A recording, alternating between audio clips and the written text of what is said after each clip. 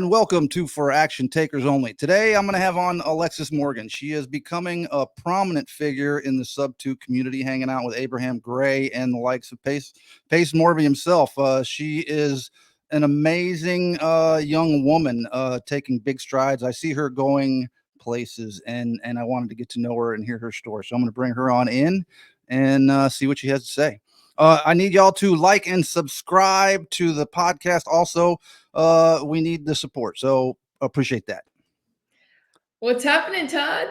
Alexis, how's it going? I so much appreciate you taking the time to do this. Absolutely. It's my pleasure. Well, happy December 1st. I got my Christmas lights on, so we're getting in the Christmas spirit. I have such like white walls. I need to do some decorating in here. I just come in here and I'm like in my computer for Right. hours at a time. So you're hanging out over there with Abraham Gray in his office, huh? Yeah, so when I moved here, so I'll go through the whole story, but when I did move here, I moved here because of Abraham. A lot of people ask me, why am I in Atlanta? Because, I'll go through the entire story. Yeah, I want to hear from the beginning, but yeah, do this and then we're going to start. I want to know how you got into this. I lived in Georgia and I didn't like it. I lived here in Georgia for 7 months when I was going to college and I didn't like it. And so I thought I was never, ever coming back. And so, when Abraham said, we could do a lot of deals together, I was like, okay, this is a great reason to move. And I pulled the trigger back. But where it all started, growing up, I was pretty smart, but I was on the traditional route. I was going to go to the best schools and, get the best jobs, whatever the case may be. I wasn't really thinking that I was going to be an entrepreneur ever. My dad is an entrepreneur. So when I was growing up, I was like working in his little office or his little shop. I was like taking invoices all the time. So I did get exposed to what it was like.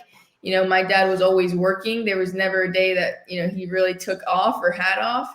Even when he was off, if someone calls, he would always be answering the phone. So I did get exposed to what that like lifestyle was like, but I never thought it was going to be me. I never was super set on business. I always wanted to do something with healthcare or be a surgeon or something like that. Okay. So when I was a junior in high school, coronavirus hit and my family moved to Florida. And, I was a junior and I thought moving to Florida was going to be good, but when I moved down there, I couldn't meet anyone. Like everything was closed. Like when I say that I couldn't meet anyone, it was literally impossible for me to meet people. Impossible. There's no way. So I was like, okay, well, what am I going to do with all this time? I'm by myself. I do have an older brother, but he was away at college at that time. So I was like, man, what am I going to do? So I think I started studying like Napoleon Hill. That was the first thing that I remember. I read Think and Grow Rich. And after I read that book, it kind of opened up this whole world of personal development. So I looked for books that were similar. And I picked up Rich Dad Poor Dad, which was the one about real estate. And so after I would finish these books, I would go online and try to find more information and just kind of get, watch videos, et cetera, et cetera. And I found wholesaling. Jerry Norton, I would watch for hours at a time with a notebook and just like take notes. And I was just blown away. I was like, is this seriously possible? Like people are making this much money? Because I was going to be like a surgeon. And I don't know what the salary is these days for a surgeon. But Jerry was making just as much or more, on YouTube, sitting at home. Right. So. Yeah, he was a big prominent in the wholesaling, but I didn't watch him much. I was into different things then when I was younger too. I took off, I like I say, it just blows me away how young some people are getting into this, especially you. You started you just turned 20, right?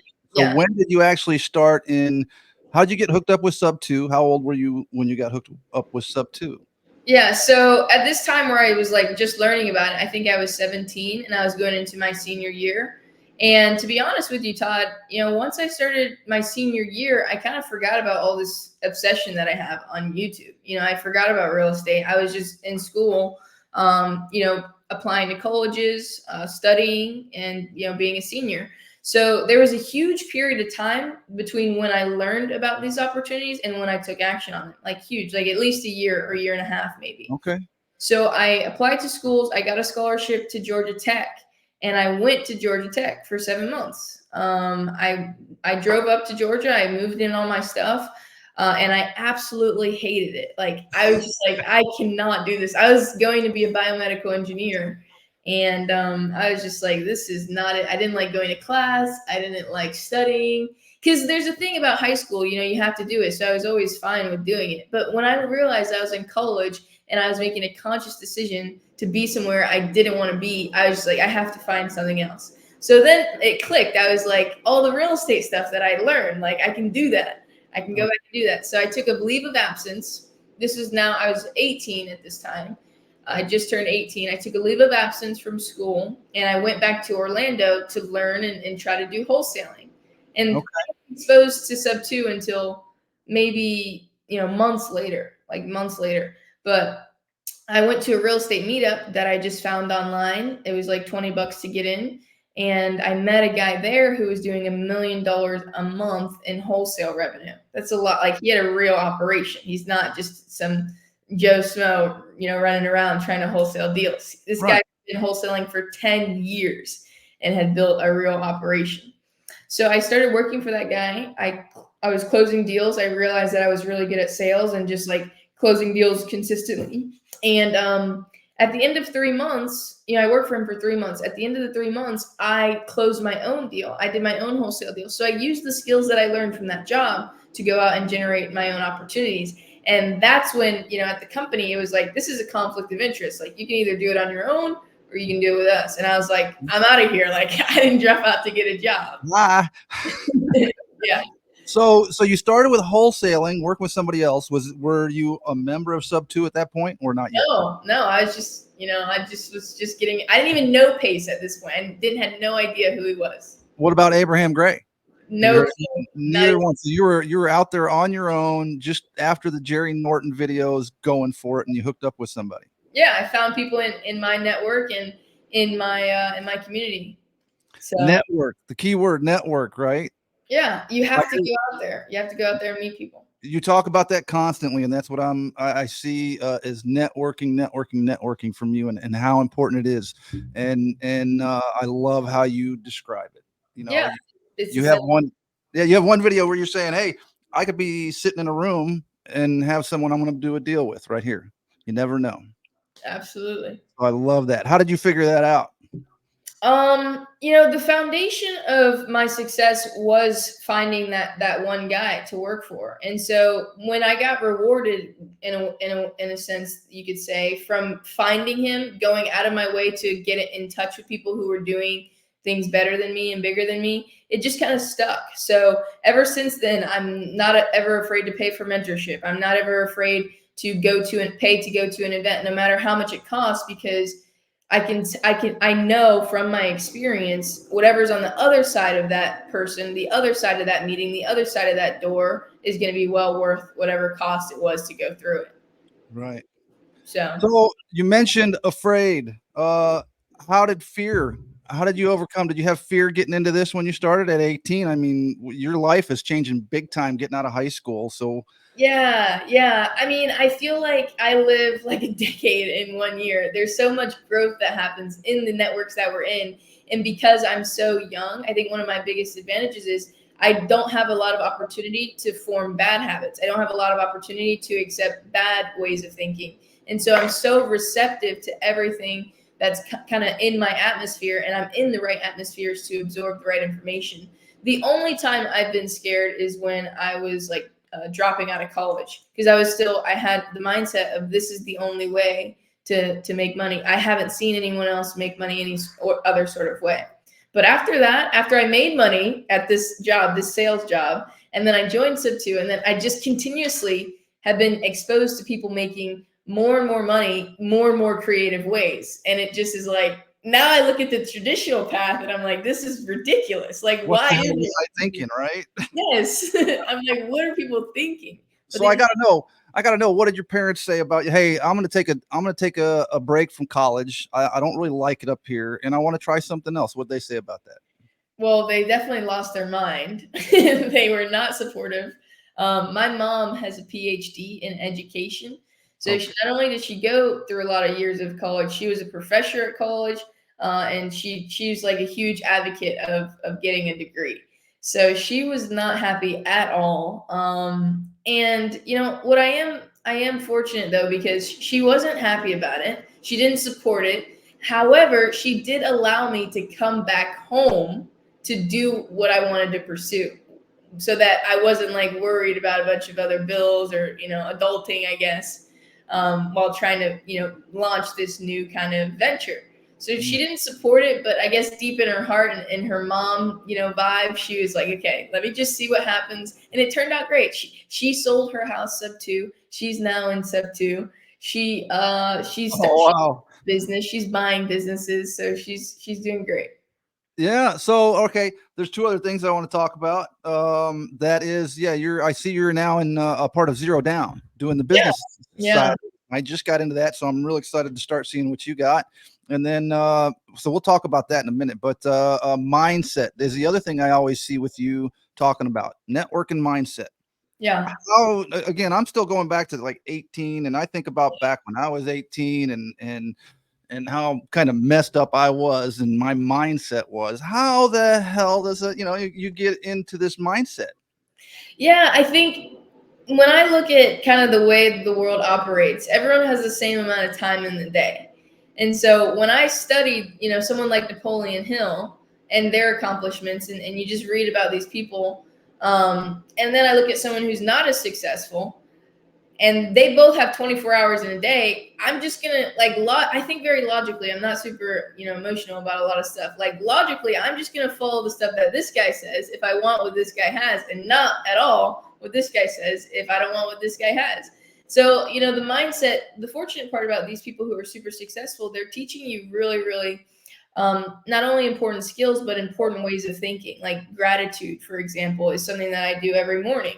And that has just been taught to me because it's a constant pattern that I see in people that are successful. They're always talking about what they're grateful for. They're rarely ever complaining.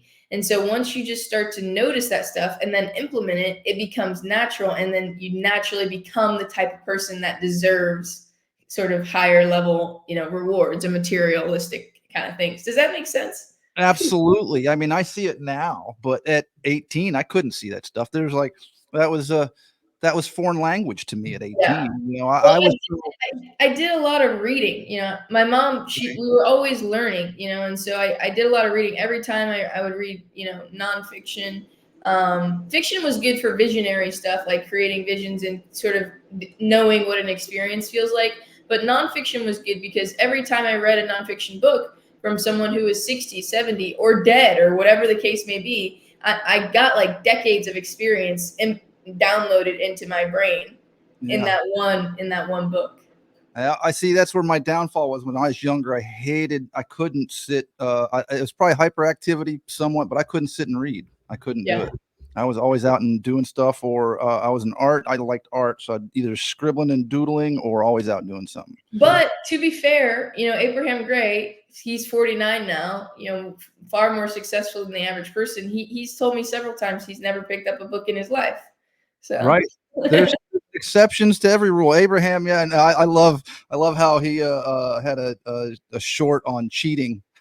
yeah, Alex, he's like super creative. I enjoy so, it. so how did you hook up with Abraham Gray?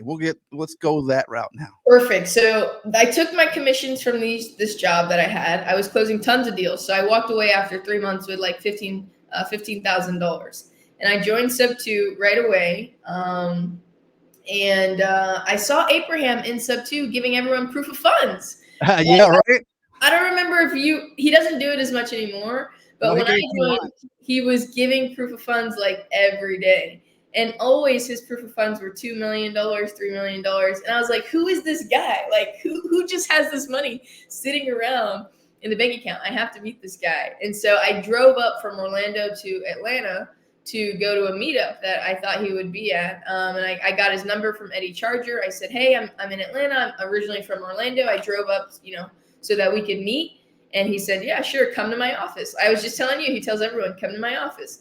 And we just chatted. And I was like, so, you know, how'd you make all this money? Like, what did you do to make your money? And he taught me about buying businesses. He started to expose me to the idea of buying a business. And I was like, I've never heard of anything like this before. Like, tell me more, tell me more. and he invited me out to his weekend event. It's now called Dealmaker Weekend. At the time, it was the Gray Method. And so I paid whatever price it would cost to get in that room, because I know whatever's on the other side of it is going to be, something I don't know, something that's going to make me more money. I went back up to Atlanta in November, and I started generating leads for business buying, just trying to work together with him, invest in a relationship, invest in a potential opportunity together.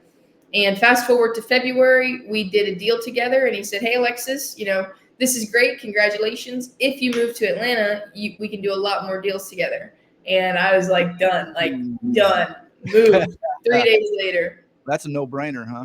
Yeah, literally, because I was living with my parents, and just like I mentioned, if two people are giving me advice, I'm going to take the advice of the person that I want to be more like, that I want the same kind of lifestyle that they have. So in terms of my subconscious mind at my parents' house, even if I would have stayed there, I would be comfortable. I wouldn't be forced to grow. There's been so many benefits to moving here to Atlanta, even though I thought I'd never come back to Atlanta. I probably won't leave this area for another 5 or 7 years. What part of Atlanta are you in? We're in Sandy Springs. Okay. So you hated it. How are you liking it now, though? Are you? Oh, I love it. I love it. Because I built a community. When I was here before, I was just hanging out with people who were also 18, 19. They didn't know, anything about life. They weren't super wise. Now I'm hanging out with people who I feel like I'm constantly growing around. It's genuine love and care for each other. Whereas, when you're in college, like, so many people are just doing whatever they're doing because someone told them to do that. There's not a lot of thought into. Or they're just doing what their friends are doing. Exactly. Right. So that's I've learned in my older age, I wish I just, I wasn't too wise when I was young. But I love seeing y'all do it now. You younger generation coming up, and you're kicking ass. And I just, every time I just see that, it's just like, wow, that's amazing. So now that you're back in Georgia, hanging out with Abraham Gray, doing Zero Down. So you're teaching people now to buy their own businesses. How many? So, go ahead. I was going to ask you, have you purchased a business yet? Yeah. So the deal that I did a deal in February, consulting for equity, where you go and approach a business owner or someone who's buying a business and say, "Hey, in exchange for my specific skill set in this area, I want a percentage of equity in this business." And so in Zero Down, I was largely teaching people, the foundations of business buying. Business buying has a whole different vocabulary.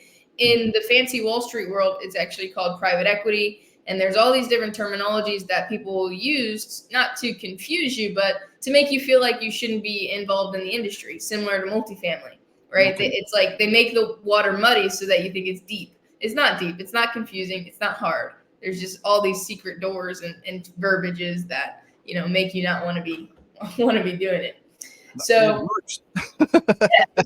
it does, unfortunately. Yeah. So Zero Down was mostly deciphering, my role is deciphering, what is this? What does this mean? What does this process look like? Because I went through that all throughout November to kind of March, November of 2022 to March of 2023. I was marketing for businesses. I was having seller meetings. I was looking at financials every single day. And so on Zero Down, our community is based in real estate. And a lot of people get into real estate or get into our community specifically for cash flow. Cash flow purposes, and property cash flow is great. $200, $400, $500, even $1,000. People are really successful on Airbnb or with alternative strategies. But I think the cash flow that allows someone to quit their W-2, it's unlikely that that's going to happen within 2 to 3 years just with real estate, unless they're going, crazy hard in their acquisitions. They have tons of capital to deploy into real estate, or they're raising money. But if they're raising money, they have to use the cash flow to pay back their lenders. So there's this catch-22. I believe the cash flow that allows people to quit their jobs is really in business buying or consulting for equity. When you go to a business that's making $50,000 a month or even $15,000 a month, and say, "Hey, I want to buy this business," you buy it with some debt, you get the seller to finance it, or you go get an SBA loan. Maybe the loan costs $7,000 a month. You're now cash flowing $7,000 a month on one transaction, and you have a new job, right? And you have a job that you have equity in. This business can sell years later and appreciate. and you can force equity and appreciation. So in my opinion, you could probably tell I personally lean a little bit more that way. I look at real estate as a tax efficient strategy, not necessarily as the answer to cash flow and financial freedom. Right. And see, and that's funny because since I've been in SubTo, I've been struggling with that. There's a lot of fear. I haven't done a deal yet, and basically because of fear. I worry about the cash flow thing, buying and holding. The wholesaling I started trying to do, and Abraham Gray gave me the proof of funds to try and put my first offers in, but the agents I don't think bought it, and then they stopped returning calls. So I was like, okay, I'm going to put that on hold for a little bit and just try cold calling and doing that so I've been cold calling for a friend, but I Yeah. love that you're teaching the business and business aspect, because that's what I'm starting to see too. But how would you recommend someone with absolutely no experience with business or buying a business getting into Yeah. business? So I think the easiest way to get into business buying is by consulting for equity. When you look at buying a company whole, buying 100% of a company, you are now responsible for the employees, you're responsible for the payroll, the taxes, you're responsible for delivering the fulfillment of the product, you're responsible for the sales and marketing. There's so many things that go into business. This is why most businesses that start fail. But there's so many things that go into businesses. When you buy one, you are now put in all these roles that you're not familiar with. Whereas when you're consulting for equity, you can use the skill sets that you use at your W-2 job and then apply them to someone else's company. So let's say you're head of HR. You know how to hire, you know how to fire, you know what good management looks like, you know what bad management looks like. And you go to a business owner that's grossing $3 million and netting $600,000 a year, who is struggling to bring on a good team to keep turnover low. You could go to them and say, hey, this is my experience. I would love to help you. Maybe you even like the industry. You get lucky, you like the industry, or it's someone in your network. This is my experience. I'd love to help you. However, I only do this for companies that, it's beneficial for me as well.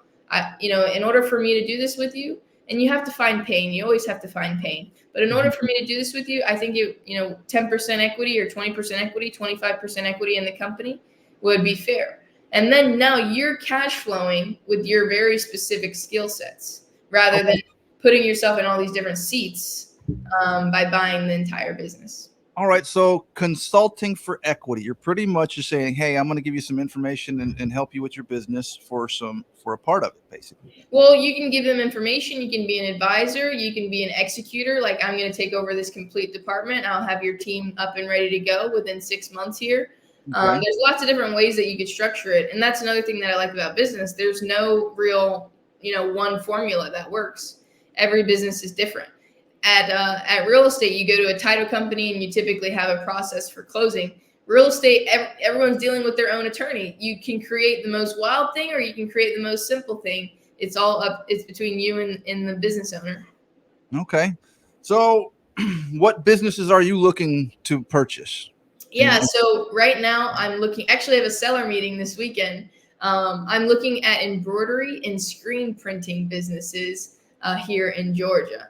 So the reason that is because, the main thing when you're buying a business, you want to work with someone who needs you or who needs to get out. And so this specific industry is mom and pop. A lot of these people, have been open for 20, 30 years. They're now looking to retire. They're ready to leave. I mean, imagine running a business for 30 years, 25 years. It's a long time. Mm-hmm. And so they're profitable companies, grossing anywhere between $1 million and $5 million, keeping anywhere between 250,000 and 500, 750,000. But they just, they close their doors. They close their doors. If they don't sell, they close their doors. And, I would love to take advantage of those opportunities and bring solutions to the table that they didn't even know existed. Okay. So you're looking for those. Embroidery. So any kind of boring business, doesn't matter. Doesn't really matter what it is, but you're looking for those that. Yeah. I mean, I picked embroidery because my dad owns an embroidery company and I know that I have, a good operator and someone with experience that I can call on if I needed help. Okay. So that would be something. That's why you considered that. What other kind of businesses would you consider would you consider ones you have no experience with? Yeah. I mean, it's fine to have no experience in that scenario. I would make a deal with the seller for some sort of training or some sort of, profit share to incentivize them to stay on and teach you everything that you need to know.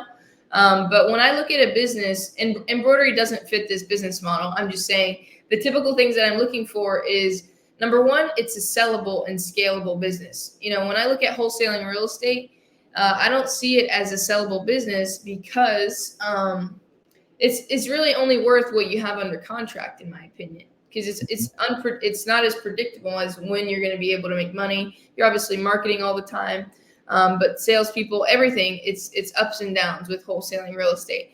And I don't personally know any wholesalers that are doing over 10 million, 12 million in revenue. So it's hard for me to imagine the scale. So those are the two things that I'm looking for. Another thing that I think would be good is reoccurring revenue. Recurring and subscription-based businesses are always good. Those are pretty easy to sell. And when I say sell, businesses, small businesses, you could roll up a couple of them, buy a couple of them, and brand them as one. And then that's when you hit 7 million, 10 million in top line revenue. That's when private equity, these funds, start looking at your company and they want to buy it. And they won't just buy it for what it's grossing. They'll buy it for a multiple of what it's netting. So let's say that a company is netting $5 million. A private equity company might buy that company for 50 million and just cash them out, just to swallow it up. Monopolies, they just swallow it up. It's the illusion of choice. Right.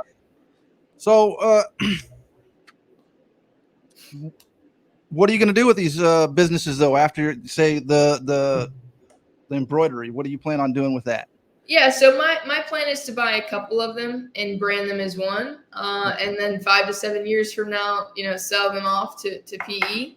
And after that, I really want to employ the consulting for equity model where I can go out and help them now with back end operations. But I need more experience under my belt. I could go to someone now and say, hey, I want to help you with operations.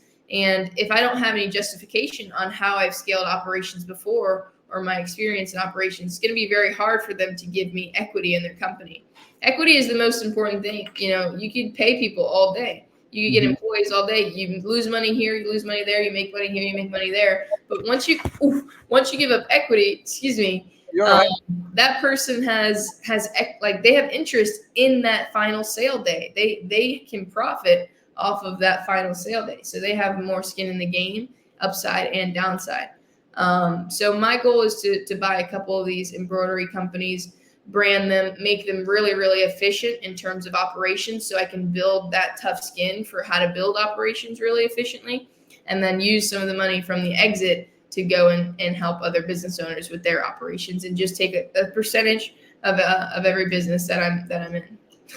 Okay. So how has gone from, say, SubTo wholesaling, you got in, started wholesaling real estate.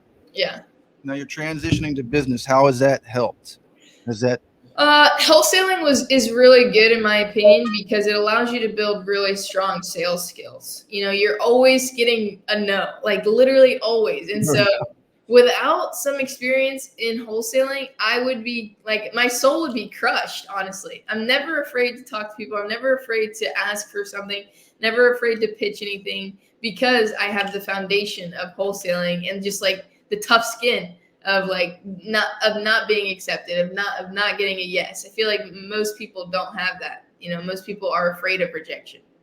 right? So what's the difference with doing deals from wholesaling to businesses? Is there, I know probably a business deal is going to take a lot longer. Yeah, well, it depends. It depends on the structure of it. But the biggest difference that I see is that when we talk about real estate wholesaling, everybody knows that they could sell their house and they have 7 other people calling them to make an offer.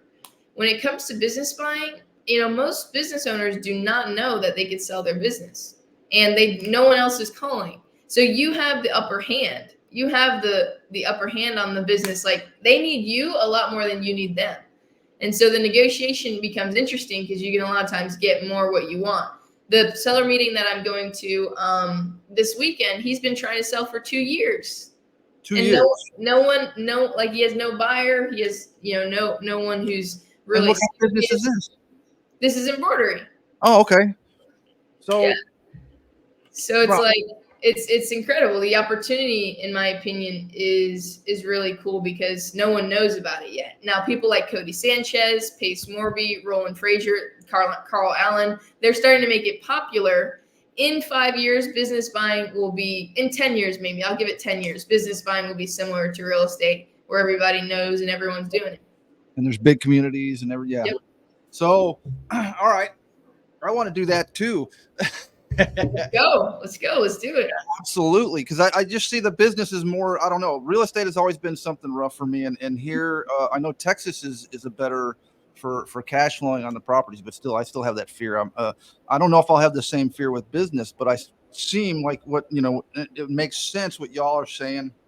You can jump right in. Some businesses you'll be cash flowing right away. You can get your stake of equity, so it's a real appealing a thing. So I look forward to the classes. What are you teaching in SubTo? What's your focus in SubTo? I mean, in Zero Down. Sorry. Zero Down is the basics. Most people don't know anything about anything, and there's a lot of terminology. Like if you go to a biz buy sell, which is like a rough MLS for businesses for sale, there's a lot of terms on there that most people wouldn't know what it means. So the first few weeks of Zero Down, I would say the first 2 or 3 weeks is just education around what is this stuff? Like what does this look like? I understand the concept, but like for me to take action, there are certain things that brokers are asking me, or there are certain questions that sellers are asking me. What's a P&L look like? How do I analyze if a business is making money? So those are the first few things. And then we got into some seller calls, some role plays so that people could be successful in their conversations. And we just started a challenge for whoever's doing the most LOIs. And what LOI means, letter of intent, on a business. And whoever's, doing the most outreach wins something at the end of the month. So it's been good. It's been really good. So just keeping the community engaged and making sure whoever wants to buy a business has been exposed to enough information to get started. No one's going through analysis paralysis.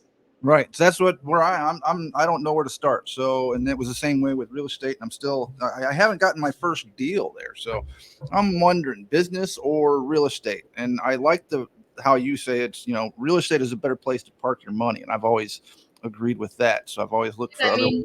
Real estate, in my opinion, it eats your capital, and with good reason. It has tax efficiency, but like I don't see a lot of people get into real estate and avoid the fact that in order to scale and grow, you have to raise capital. And once you raise capital, you're no longer cash flowing big amounts of money because you're paying back all of your capital investors. So I wanted to find an opportunity that would allow me to kind of get to the amount of wealth that I want to be at a faster opportunity, and not net worth wealth, like money in the bank wealth. Like I can go and spend this money or invest this money wealth, because net worth is something that takes, it's a longer term thing.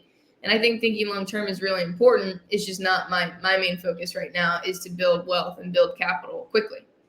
Okay.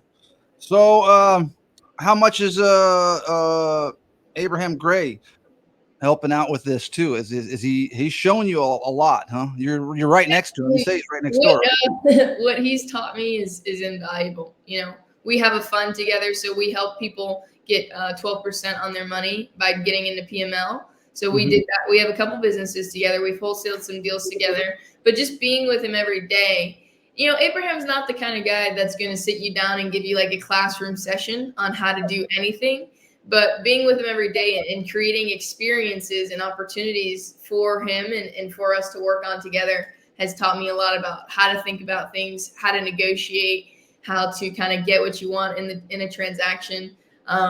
It's invaluable. I think this was the best move that I could have ever made for my success, honestly. All right. So I want to go back into mindset. Since you're getting into business, mindset's very important. Cody Sanchez talks about it. You mentioned her. What do you do on a daily basis to keep a positive mindset to keep you going? Because this stuff isn't easy. Yeah. So I created some systems around staying positive and kind of staying focused. Like every morning when I wake up, me and my dad will text each other 3 things that we're grateful for and our intention for the day. It happens every single day. Here's what we're grateful for, and here's what we're looking to accomplish today, or at least this is the energy that we want to carry today. So that's the first thing, that I do every single morning. After that, I haven't been as consistent lately, just trying to figure out what I want for next year. But over the past, 12 months or so, I always wrote down my goals every single day, wrote down what I'm kind of trying to achieve and what I'm doing. And these are goals, like lifelong goals. They're not just something that I'm trying to do this month or next month or within 6 months. This is like lifelong stuff and who I want to impact and what I kind of want to do. The other thing that I do that is good, I plan every single day, the day before, like the night before. I kind of get an idea of what am I doing tomorrow, and who am I talking to tomorrow? What's my intention tomorrow? And yeah, I think those are the main three things that kind of keep my mindset in line. I don't allow a lot of white space on the calendar for me to get distracted. Even when I have activities, I kind of put the activities on my calendar and who I'm doing them with.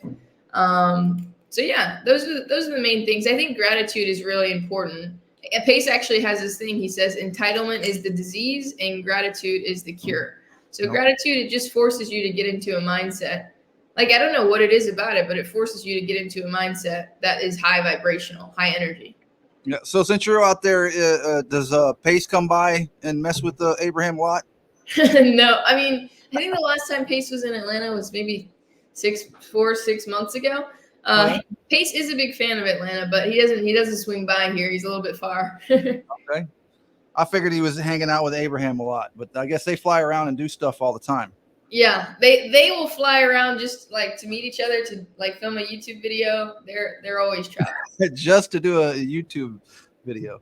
So, all right, YouTube. That was one thing I was wanting to hit on too. How long have you? It looks like your YouTube channel is about a year old. Yeah, I started YouTube when I was 18.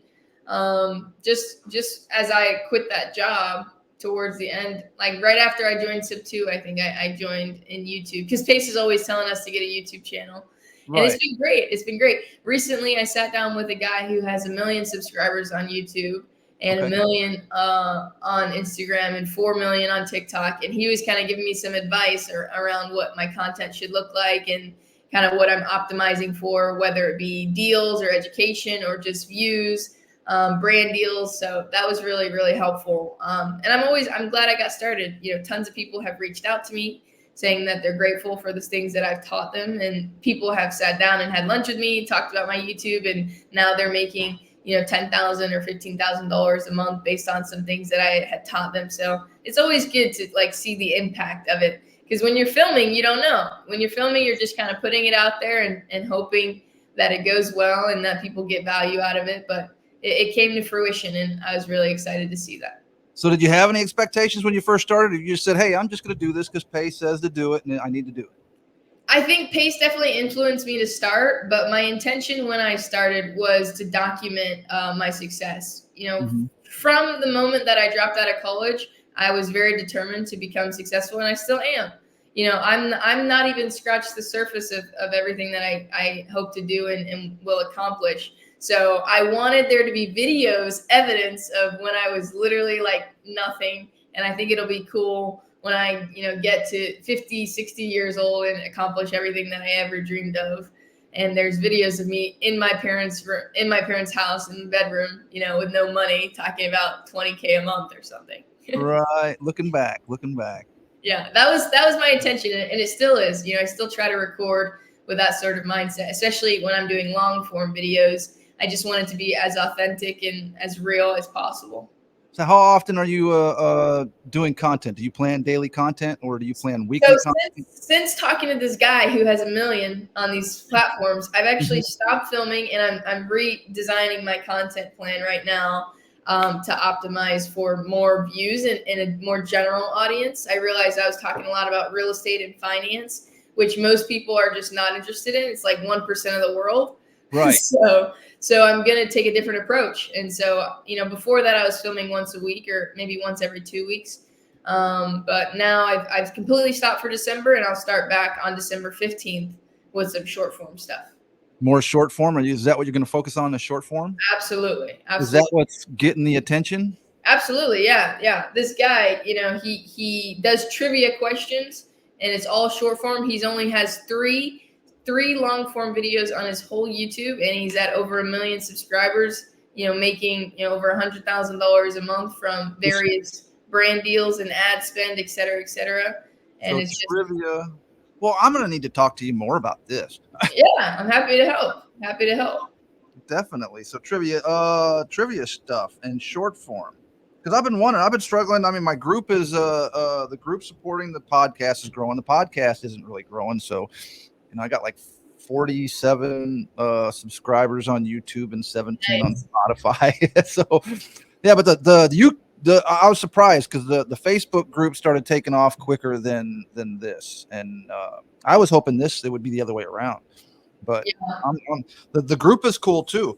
So in 2 months or 3 months, we got almost 500 subscribers or people in the group. So I'm kind of blown away by that. I wasn't expecting.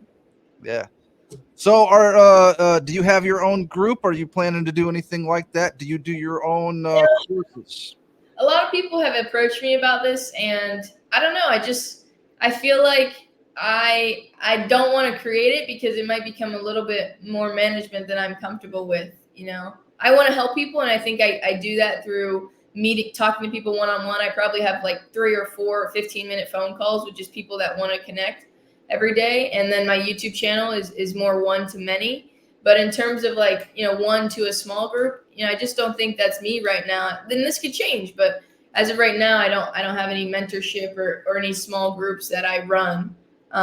People like Pace will promote me inside of these bigger groups so that I can talk to people, but I don't have any of my own stuff. No. That's like, hey, follow me and join my stuff. But I do, I'm huge on social media. My at is there. I'm big on Instagram and big on YouTube and big on TikTok, those sort of things. Right. What did you start first? I started YouTube first. Okay. And Yeah. how long? You said about a year on that. So how long have you had your TikTok, and how is that one doing? Oh, well, actually, I guess I had Instagram since I was in like middle school. Yeah, my generation kind of grew up with that. But TikTok, it's probably been a little over a year. I guess, I mean, I had some of these platforms, a long time, but I didn't start posting and creating on them as an entrepreneur until maybe I would say maybe like a year and a half ago is probably more accurate. Okay. Yeah. So with the teaching, zero down. I'm trying to think. I'm getting lost now. Are you focusing on beginners and zero down? Yeah. Or is the whole thing is basically focused because everybody's pretty much a beginner in there. Yeah, everyone. There's really good Zooms in there from Pace, and then the ones for me are a lot of education. Pace is talks about how to formulate your buy box, and he gives some case studies. And then my Zooms are like, hey, here's step 1, here's step 2, here's step 3, and what does that look like for you?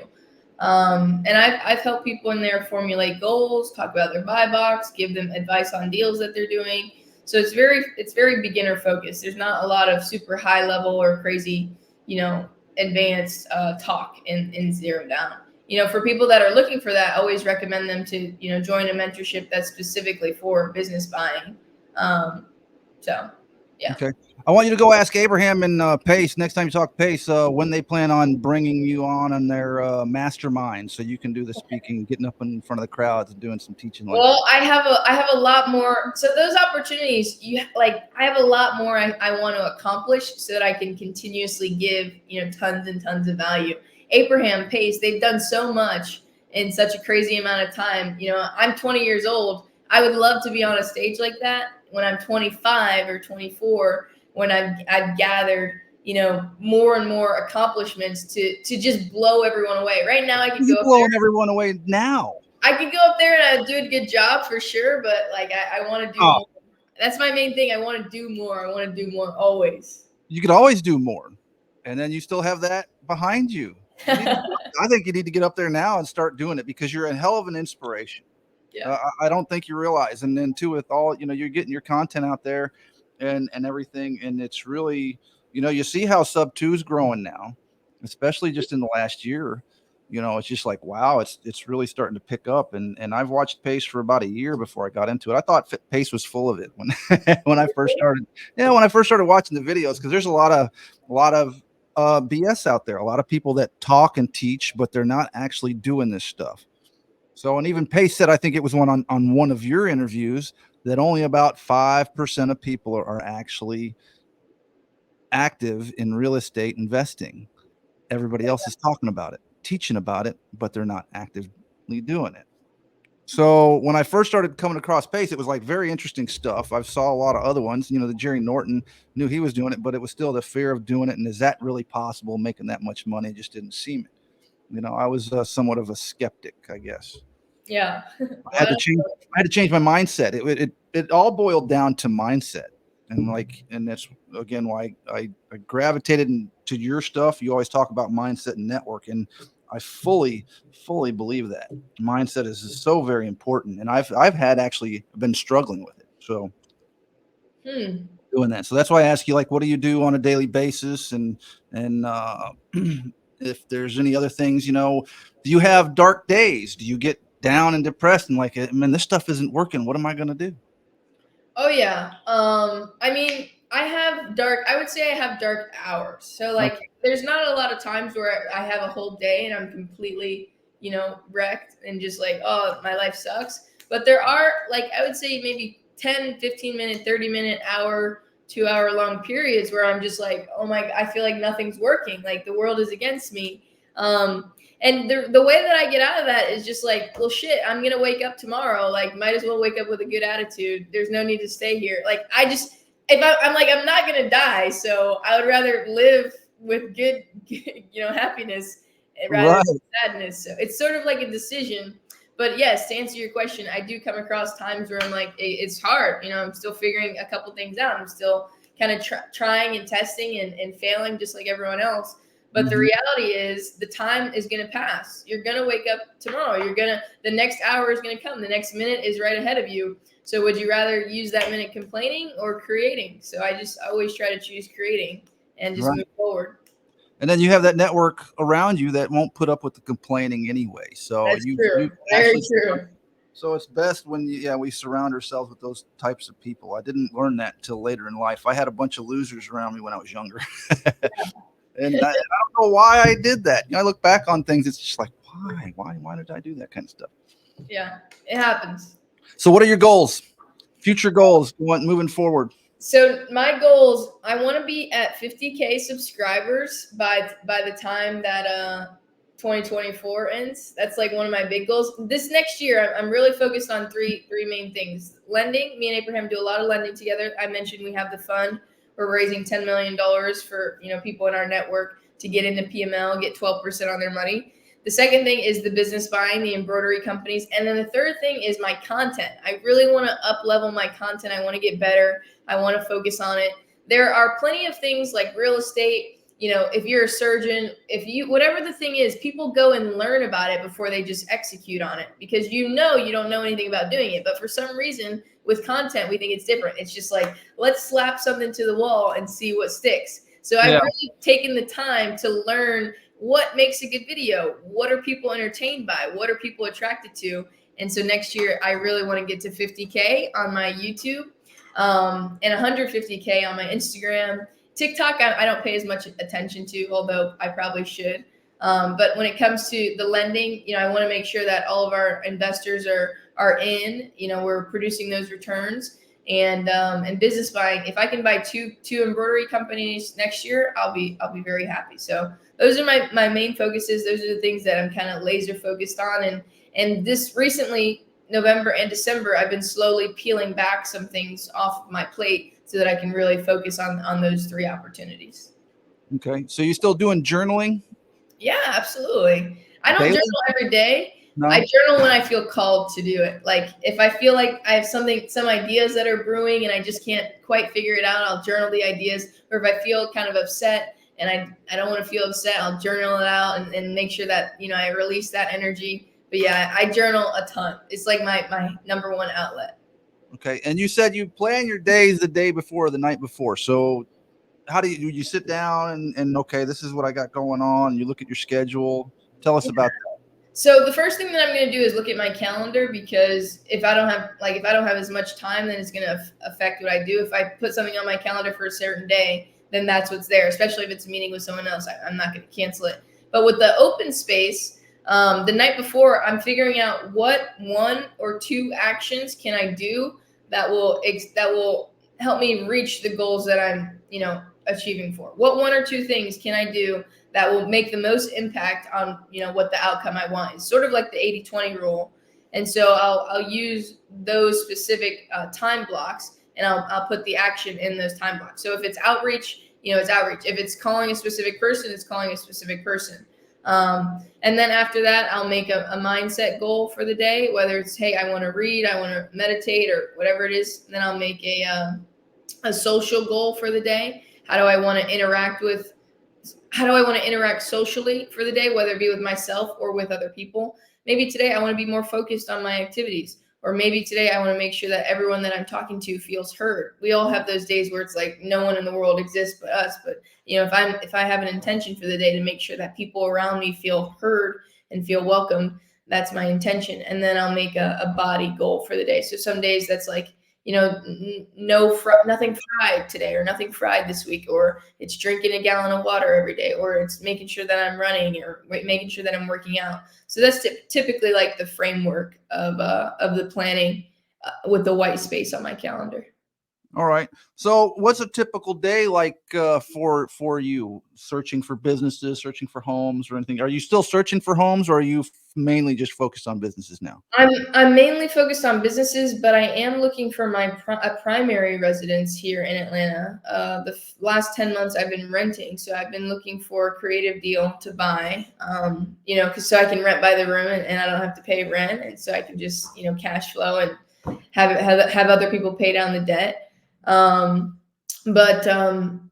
wake up, I go to the gym like pretty much every day. I have a personal trainer. If I'm not training with my personal trainer, I will go run, because I have a marathon coming up. And after that, I have a marathon I think it's next week. Let me see. All right.